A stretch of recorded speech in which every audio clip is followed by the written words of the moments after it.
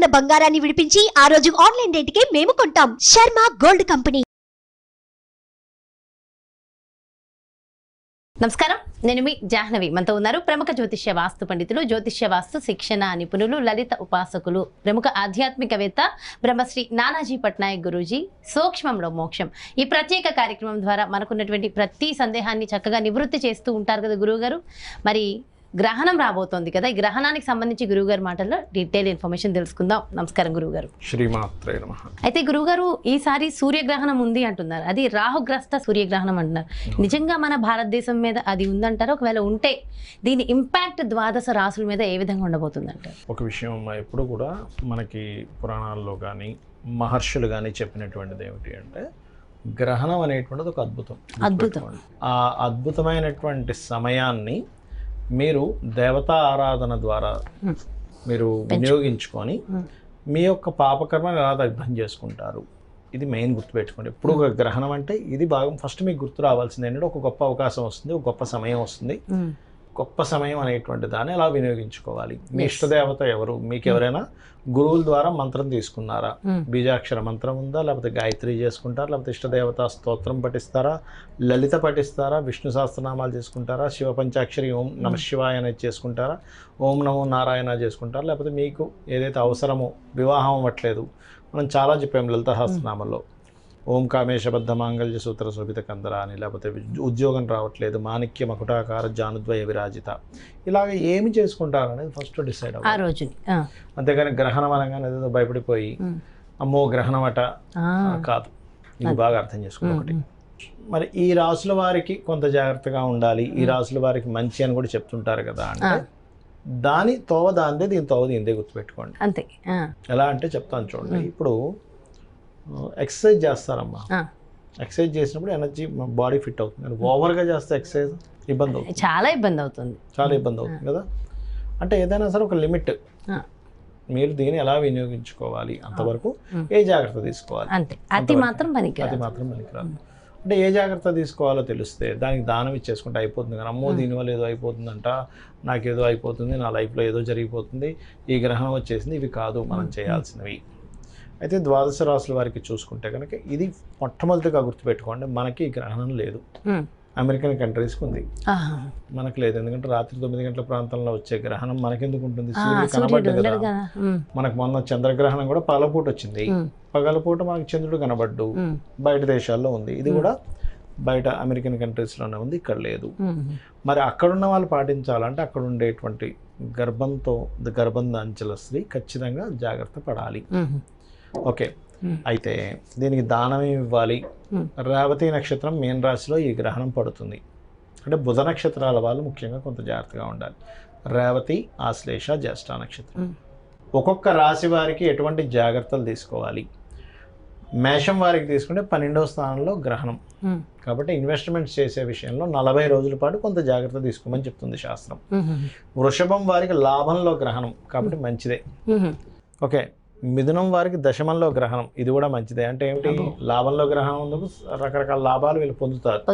దశమంలో గ్రహణం ఉన్నందుకు కొంచెం వర్క్ స్ట్రెస్ ఉన్నప్పటికీ కెరియర్ పరంగా బాగుంటుంది, కెరియర్ గ్రోత్ వస్తుంది గ్రహణం వచ్చినప్పుడు దశమానికి.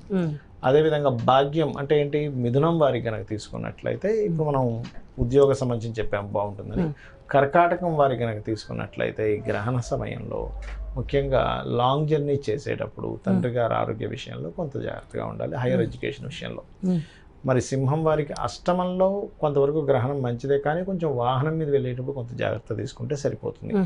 కన్యా రాశి వారు మాత్రం, కన్యా లగ్నం వారి రాశి వారు మాత్రం ఈ 40 days అంటే గ్రహణం నుంచి ఒక 40 రోజుల పాటు పార్ట్నర్స్తోని, జీవిత భాగస్వామితో మ్యారేజ్ సంబంధించిన విషయాల్లోని కొంత జాగ్రత్తగా ఉండాలి. తులారాశి వారికి 6వ స్థానంలో గ్రహణం చాలా మంచిది. వీరికి కాంపిటీషన్ రిలేటెడ్ సంబంధించిన విషయంలో బాగా కలిసి వస్తుంది. ఇప్పుడు మనం చూడండి, ఒక్కోసారి గర్భవతులు జాగ్రత్తగా ఉండాలి అంటూ ఉంటారు చూసారు. వృశ్చిక లగ్నం వారు, వృశ్చిక రాశి వారు జాగ్రత్తగా ఉండాలి. ఎందుకంటే పంచమంలో గ్రహణం పడుతుంది, అంటే సంతాన స్థానంలో గ్రహణం పడుతున్నందుకు వృశ్చికం వారి సంతానం విషయంలో ఇంపార్టెంట్ డెసిషన్స్ తీసుకునే విషయంలోని, ప్రేమ వ్యవహారాల విషయంలోని, క్రియేటివ్ ఫీల్డ్లో ఉండేటువంటి వారు, మరియు ఈ జాతకులు ఎవరైనా గర్భం దాల్చిన వాళ్ళు ఉంటే అమెరికన్ కంట్రీస్లో ఉంటే కొంచెం జాగ్రత్తగా రెస్ట్ తీసుకోవాలి, అంతేగాని మరొకటి ఏం లేదు. ఇక ధనస్సు వారు కనుక చూసుకుంటే ప్రాపర్టీ రిలేటెడ్ డీల్స్ విషయంలో కొంత జాగ్రత్తగా ఉండాలి. మకరం వారికి మూడులో ఉండే గ్రహణం మంచిదే, అంటే ధైర్యం చేసి పరాక్రమంగా చేసేటువంటిది ఏదైతే ఉంటుందో వీళ్ళకి కలిసి వస్తుంది. కుంభరాశి వారికి చూసుకున్నట్లయితే ప్రత్యేకంగా ఇక్కడ ధన సంబంధించిన విషయంలో జాగ్రత్తగా ఉండాలి. ఇక మీనంలోనే గ్రహణం పడుతుంది కాబట్టి వీళ్ళకి ఆల్రెడీ కొంతవరకు ఎలా ఉంటుందంటే మీనం వారికి ఇప్పుడున్న కండిషన్, గ్రహస్థితి కండిషను ఊహించుకుంటూ ఉంటారు, జరగనటువంటిది ఏదో జరుగుతుందేమో అని ఒక భయంలో ఉంటుంటారు. ఆ భయాందోళనకు గ్రహణం పడుతుంది. కాబట్టి ఏంటి, మీన రాశి వారు కూర్చొని చక్కగా ఓం దుమ్ దుర్గాయ నమః నామం ఎప్పుడైనా ఎప్పుడైనా లైఫ్లో గుర్తుపెట్టుకోండి. బాగా భయంగా ఉంది లైఫ్, ఆందోళనగా ఉంది, కొంతమంది చూడండి కంటిన్యూస్ ఏదో ఒక పెయిన్ ఉంటుంది లైఫ్లో, ఎప్పుడు ఏదో బాధగా ఉంటారు. వాళ్ళకి అద్భుతమైన నామం ఏంటి తెలుసా అమ్మ? ఓం మధుసూదనాయ నమః. వాళ్ళ లైఫ్లో హ్యాపీనెస్ పెరుగుతుంది, తీపి పెరుగుతుంది చేసినట్లయితే ఖచ్చితంగా బాగుంటుంది. అయితే గురుగారు మొత్తం ద్వాదశ రాసుల వారికి కూడా ఒకటే మంత్రం ఉంటుందా? ఎవరికి నచ్చిన వాళ్ళకి వాళ్ళు గురువుల ద్వారా తీసుకోవడం, వాళ్ళ పరిస్థితిని బట్టి, వాళ్ళ అవసరం బట్టి మంత్రం చేసుకోవచ్చు. అయితే ఈ గ్రహణం ఇంపాక్ట్ అనేది అది స్టార్ట్ అయిన తర్వాత ముందు నుంచి ఉంటుందంటారా? దాని తర్వాత ఇక్కడైతే లేదు, బయట కంట్రీస్ లో మాత్రం ఎప్పుడైనా గుర్తుపెట్టుకోండి, ఒక 5-6 గంటల ముందు నుంచి గ్రహణ శూల అంటారు ఉంటుంది. ఇంకోటి, ఇప్పుడు మనం చెప్పినటువంటి రాసుల వారు ఎవరైనా దానం ఇవ్వాలి అనుకుంటే గనక, అది ఇక్కడ వాళ్ళైనా ఇవ్వాలనుకుంటే ఇవ్వచ్చు. ఇవ్వాలనుకుంటే గనక ప్రత్యేకంగా వారు బియ్యము, గోధుమలు, మినుములు, నువ్వులు దానంగా ఇవ్వాలి. ఇది ఏ రోజు ఏ సమయంలో వచ్చింది? గ్రహణం అయిపోయిన తర్వాత ఇవ్వచ్చు, నెక్స్ట్ డే ఇచ్చేసేవచ్చు. ఇంకోటి ఏంటంటే వెండి ప్రతిమలు ఉంటాయి, రవిచంద్రులది ఒక చిన్న నాగుపాము ప్రతిమలా ఉంటుంది, అదొకటి. అంటే ఒక గిన్నెలో నెయ్యి పోసి ఇవి ఇచ్చినట్లయితే, ఇంకా కూరగాయలు, పప్పులు కూడా ఇవ్వచ్చు మీరు ఇవ్వాలనుకుంటే. ఇచ్చినట్లయితే స్వయం పాకంలా ఇవ్వచ్చు. ఇచ్చినట్లయితే ఈ గ్రహణ సంబంధించిన దోషం అనేటువంటి తగ్గుతుంది. అయితే ఈ గ్రహణం ఏదైతే మనం చెప్పుకున్నామో, ఈ గ్రహణం నుంచి 41 రోజుల పాటు మాత్రం ఈ విషయాలు జాగ్రత్తగా ఉండాలి.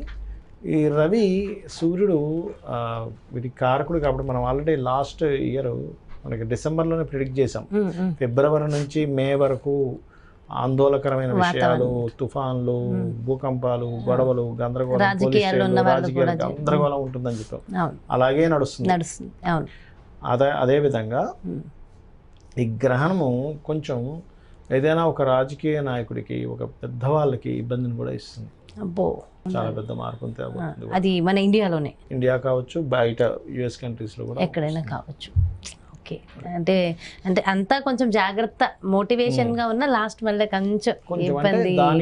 ముఖ్యంగా రాజకీయ నాయకులు దుర్గారాధన చేసుకుంటే ఈ ప్రాబ్లం అనేటువంటి తగ్గుతుంది. ఓకే, చాలా చక్కగా ఎక్స్ప్లెయిన్ చేశారు గురుగారు. Thank you so much. నమస్కారం. శ్రీమాత్రే నమః.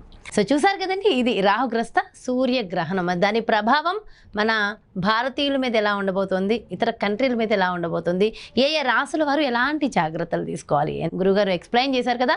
మరో చక్కటి ప్రత్యేకమైన కార్యక్రమంతో మళ్ళీ మీ ముందుకు వచ్చేస్తాను. మరి అలాగే పర్సనల్గా ఒక్కసారి మా జాతకాన్ని పరిశీలించుకుని మాకు తగిన రెమెడీస్ మాకు కావాలి, గురువుగారు అపాయింట్మెంట్ కావాలనుకున్న ప్రతి ఒక్కరు కూడా క్రింద డిస్ప్లే అవుతున్నటువంటి నెంబర్స్కి కాల్ చేసి అపాయింట్మెంట్ తీసుకోండి. నమస్తే.